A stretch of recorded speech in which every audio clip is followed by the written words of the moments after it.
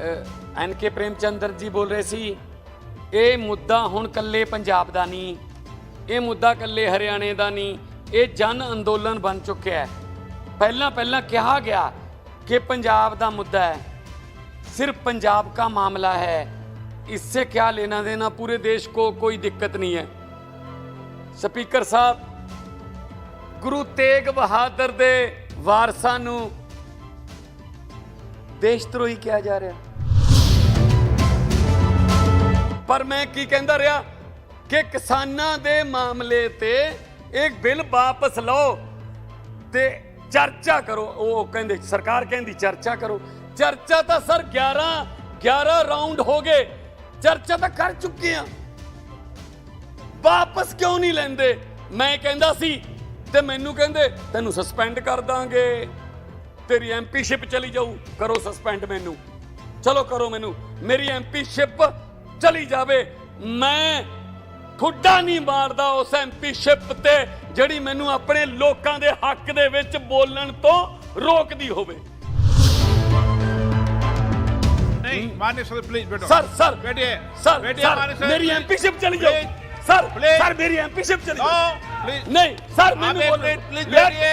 हो आपका कोई रिकॉर्ड नहीं होगा, पहले बैठिए आप। सर पहले बैठिए आप, पहले बैठिए सर, पहले बैठिए आप, पहले बैठिए। किसने आपको निलंबित करने के लिए कहा? सर प्रधानमंत्री Maithili Sharan sir sir sir sir आंदोलन प्रधानमंत्री जी ने कहा आंदोलन जीवी, ये परजीवी। परजीवी क्या होता है सर? जो किसी की बीमारी पर पलने वाला कीड़ा, मतलब एक कुत्ते को कोई बीमारी हो जाती है, उसके जो कीड़े होते हैं उसको परजीवी बोलते हैं। सर ऐसा तो नहीं बोलना चाहिए सर। सर सर पीएम साहब भी आंदोलन से निकले हैं सर। यहाँ मेरे ख्याल में इस हाउस में जेपी आंदोलन से बहुत से फिर वो परजीवी हो गए सारे। हद है। तो अगर वो परजीवी हैं तो बीजेपी वालों मेरी बात सुन लो, तुम रक्तजीवी हो, रक्तजीवी हो तुम। स्पीकर साहब, बहुत गंभीर विषय ते मैनू बोलण दा मौका मिलिया। मैं अपनी माँ बोली पंजाबी दे विच बोलूँगा। मैं नोटिस दिता होया। मैं एन के प्रेमचंद्र जी बोल रहे सी ये मुद्दा हुण कल्ले पंजाब दा नहीं, ये मुद्दा कल्ले हरियाणे दा नहीं, ये जन अंदोलन बन चुका है। पहला कहा गया कि पंजाब दा मुद्दा है, सिर्फ पंजाब का मामला है, इससे क्या लेना देना, पूरे देश को कोई दिक्कत नहीं है। स्पीकर साहब, गुरु तेग बहादुर दे वारसां नूं देशद्रोही किया जा रहा। गुरु तेग बहादुर जी कौन सी? जिन्हां कोले कश्मीरी पंडित आए सी कि औरंगजेब साडा धर्म परिवर्तन कराउंदा है, साडा धर्म चेंज करा रहा। ਉਹ औरंगजेब ਜਿਹੜਾ ਸਵਾ ਮਣ ਜਨੇਊ ਇੱਕ ਦਿਨ ਚ ਉਤਾਰ ਕੇ ਰੋਟੀ ਖਾਂਦਾ ਸੀ। ਤਾਂ ਗੁਰੂ ਸਾਹਿਬ ਕੋਲੇ ਆਏ ਤਾਂ ਗੁਰੂ ਸਾਹਿਬ ਕਹਿੰਦੇ ਕਿਸੇ ਵੱਡੀ ਸ਼ਖਸੀਅਤ ਨੂੰ ਕੁਰਬਾਨੀ ਦੇਣ ਦੀ ਲੋੜ ਹੈ। ਤਾਂ ਬਾਲਕ ਸੀ 8 ਸਾਲ ਦੇ ਗੁਰੂ ਗੋਬਿੰਦ ਸਿੰਘ ਜੀ। ਉਹ ਕਹਿੰਦੇ ਪਿਤਾ ਜੀ ਤੁਹਾਡੇ ਤੋਂ ਵੱਡਾ ਕੌਣ ਹੈ? ਫਿਰ ਜਾਓ ਚਾਂਦਨੀ ਚੌਂਕ ਦੇ ਵਿੱਚ ਸੀਸ ਲਹਾਇਆ। ਸੀਸ मतलब गर्दन उतार दी गई।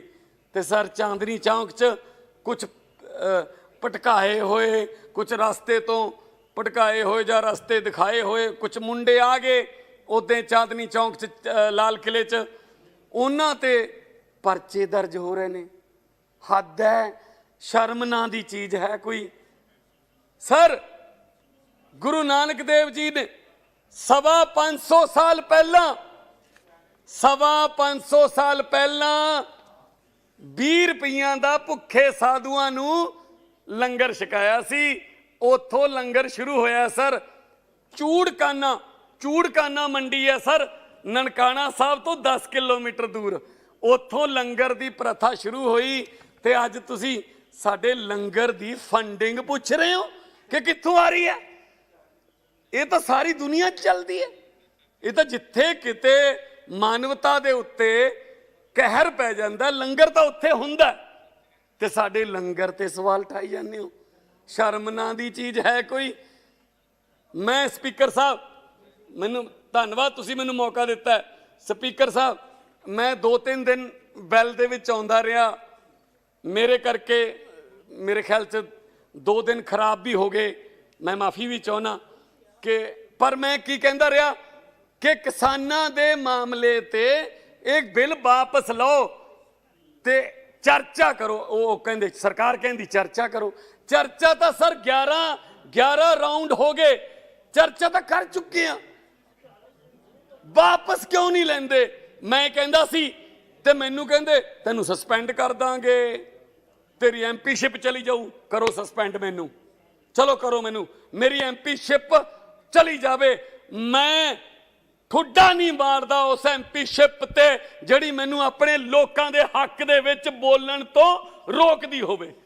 नहीं माननीय सदस्य प्लीज बैठो। सर बैठिए सर, बैठिए, हमारे सदस्य मेरी प्लीज। एमपीशिप चली जाओ सर, प्लीज। सर मेरी एमपीशिप चली जाओ। प्लीज नहीं सर, आप मैंने एक बोला मिनट प्लीज बैठिए। होस्ट आपका कोई रिकॉर्ड नहीं होगा, पहले बैठिए आप। सर पहले बैठिए आप, पहले बैठिए सर, पहले बैठिए आप, पहले बैठिए। किसने आपको निलंबित करने के लिए कहा? किसने निलंबित करने के लिए कहा आपको?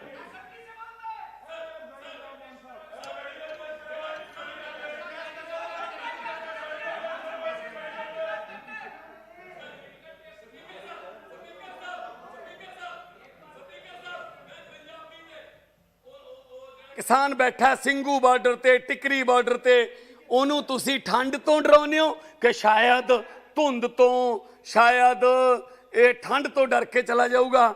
ਧਨੀ ਰਾਮ ਚਾਤਰਿਕ ਦੀ ਕਵਿਤਾ ਹੈ ਸਰ, ਸੁਣ ਲਿਓ ਕਿ ਕੱਕਰੀ ਰਾਤ ਸਿਆਲ ਦੀ ਧਰਤੀ ਸੁੰਨਮਸਾਨ, ਪਿਛਲੇ ਪੈਰ ਤਰੇਲ ਦੇ ਮੋਤੀ ਜੰਮਦੇ ਜਾਣ, ਖਲਕਤ ਸੁੱਤੀ ਅੰਦਰੀ ਨਿੱਗੀਆਂ ਬੁੱਕਲਾਂ ਤਾਣ, ਜੇ ਮੂੰਹ ਕੱਢੀਏ ਬੁੱਕਲੋਂ ਪਾਲਾ ਆਵੇ ਖਾਣ, ਇਸ ਵੇਲੇ ਜਾਂ ਜਾਗਦੇ ਤਾਰੇ ਵਿੱਚ ਅਸਮਾਨ, ਜਾਂ ਕੋਈ ਕਰਦਾ ਭਗਤ ਜਨ ਖੂਹੇ ਉੱਤੇ ਇਸ਼ਨਾਨ, ਜਾਂ ਕੋਈ ਕਿਸਮਤ ਦਾ ਬਲੀ ਜਾਗ ਰਿਹਾ ਕਿਰਸਾਨ, ਪਾਣੀ ਲਾਉਂਦਿਆਂ ਹੱਥ ਪੈਰ ਜਿਹਦੇ ਨੀਲੇ ਹੁੰਦੇ ਜਾਣ।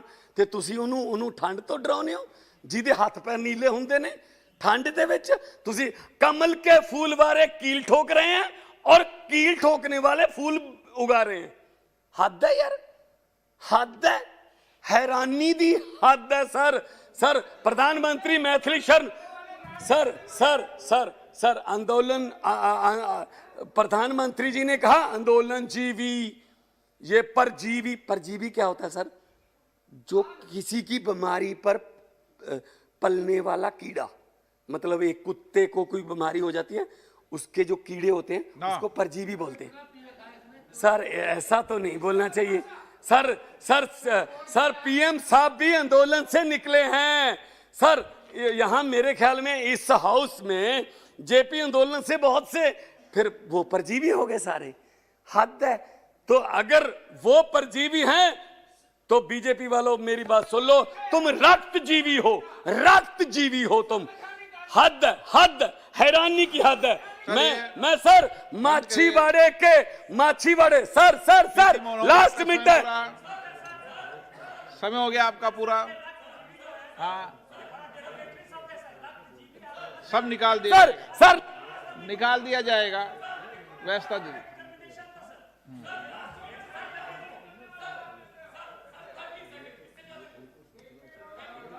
पीसी मोहन जी